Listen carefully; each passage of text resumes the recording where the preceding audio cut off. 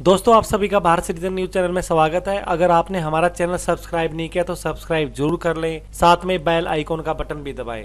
नए कृषि कानूनों के खिलाफ किसान आंदोलन का दूसरा महीना शुरू हो गया है और इसी बीच पंजाब के कई इलाकों में किसान आंदोलन के दौरान मोबाइल टावर तोड़ने के मामले सामने आ रहे हैं। अंबानी और अडानी के विरोध में पंजाब की कई जगहों पर रिलायंस के जियो के टावर को नुकसान पहुंचाया गया है, जिससे दूरसंचार संपर्क व्यवस्था पर असर पड़ा है। अब तक कुल 1411 टावर तोड़े जा चुके हैं। मुख्यमंत्री अमरिंदर सिंह की अपील के बाद भी कोई खास असर नहीं हुआ है। किस वजह से जियो के टावर निशाने पर है, हम आपको बताते हैं। पंजाब में पिछले 24 घंटे में 176 से अधिक दूरसंचार टावरों को नुकसान पहुंचाया गया है। दूरसंचार टावरों को नुकसान पहुंचाने के पीछे यह कहानी कही जा रही है। नए कृषि कानूनों से मुकेश अंबानी और गौतम अडानी जैसे उद्योगपतियों को लाभ होगा। इस आधार पर पंजाब में विभिन्न स्थानों पर रिलायंस के जियो के टावरों को नुकसान पहुंचाया गया है, जिससे दूरसंचार संपर्क व्यवस्था पर असर पड़ा है।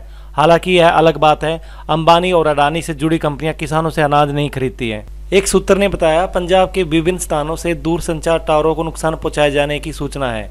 उन्होंने बताया कि जिन दूरसंचार टावरों को नुकसान पहुंचाया गया है उसमें से ज्यादातर जियो के टावर हैं। इससे पंजाब में मोबाइल सेवा पर असर पड़ा है। जियो वालों का कहना है कि पुलिस की तरफ से कार्रवाई नहीं होने के कारण सेवाओं को बहाल करने में समस्याओं का सामना करना पड़ रहा है। किसानों से मुख्यमंत्री कैप्टन ने अपील की। पंजाब के मुख्यमंत्री ने शुक्रवार को प्रदर्शन करने वाले किसानों को इस प्रकार के कार्यों से दूर रहने की सलाह दी। उन्होंने किसानों से कहा कि जिस संयम के साथ वे आंदोलन कर रहे हैं उसे बरकरार रखें।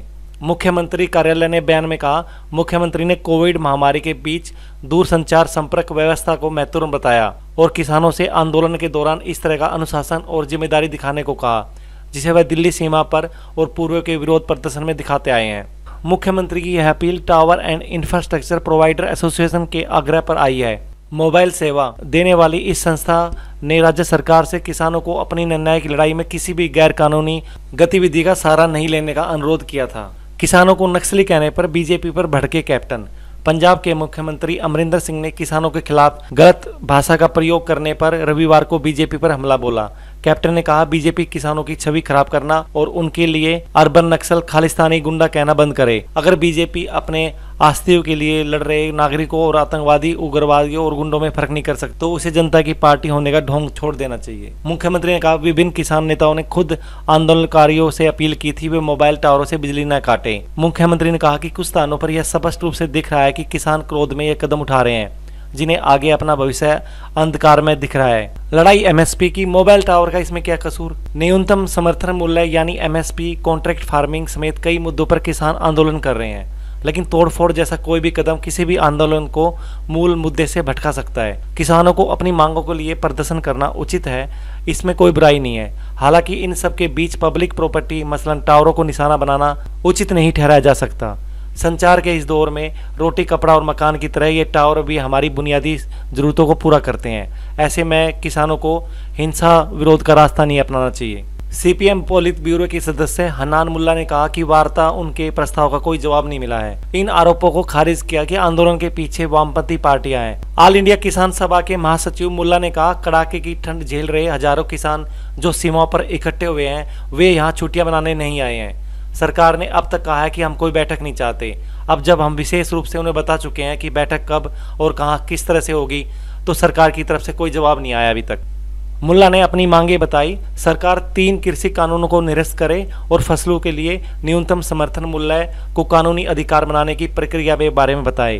प्रदूषण से संबंधित मामलों में गिरफ्तार पंजाब के किसानों की रिहाई हो और बिजली संशोधन विधेयक को वापस ले।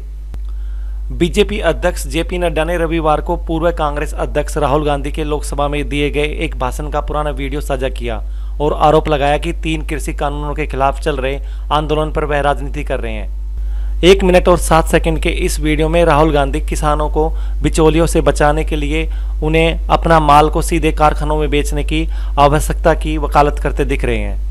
जेपी नड्डा ने एक ट्वीट में कहा, यह क्या जादू हो रहा है राहुल जी, पहले आप जिस चीज की वकालत कर रहे हैं अब उसका विरोध कर रहे हैं। देश हित, किसान हित से आपका कुछ लेना देना नहीं है, आपको सिर्फ राजनीति करनी है। लेकिन आपका दुर्भाग्य है कि अब आपका पाखंड नहीं चलेगा। देश की जनता और किसान आपका दोहरा चरित्र जान चुके हैं। हम आपको राहुल जी का वीडियो दिखाते हैं। कुछ साल पहले यूपी में मेरा दौरा था और एक किसान ने मुझसे सवाल पूछा, मेरे पास आया और उसने कहा, राहुल जी आप एक बात हमें समझाइए,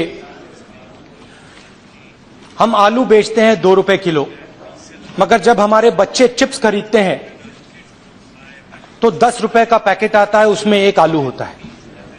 और किसान ने मुझसे पूछा, आप हमें बताइए ये क्या जादू हो रहा है। और मैंने उन किसानों से पूछा, आपको क्या लगता है इसका कारण क्या है? और उन्होंने कहा कि राहुल जी, इसका कारण यह है कि जो फैक्ट्रियां बनती हैं वो हमारे से दूर होती हैं। अगर हम डायरेक्टली अपना माल फैक्ट्री में बेच पाते तो जो बीच में से लोग पैसा ले जाते हैं, बिचौले, उनको फायदा नहीं होगा और पूरा पैसा हमें मिलेगा। ये फूड पार्क के पीछे सोच थी। और ये एक प्रकार से अमेठी और उत्तर प्रदेश के जो 10-12 जिले हैं उनके मजदूरों की और किसानों की लड़ाई। मेरा किसान भाइयों से अनुरोध है, वो किसी पार्टी के संरक्षण में ना रहकर सीधा बात करें, नहीं तो आंदोलन बदनाम हो रहा है। क्योंकि हर पार्टी अपने हिसाब से इस आंदोलन से फायदा उठाना चाहती है। दोस्तों, आपको आज की न्यूज कैसी लगी नीचे कमेंट्स करके जरूर बताएं। साथ में हमारा चैनल सब्सक्राइब जरूर करें। धन्यवाद। जय हिंद, जय भारत, वंदे मातरम।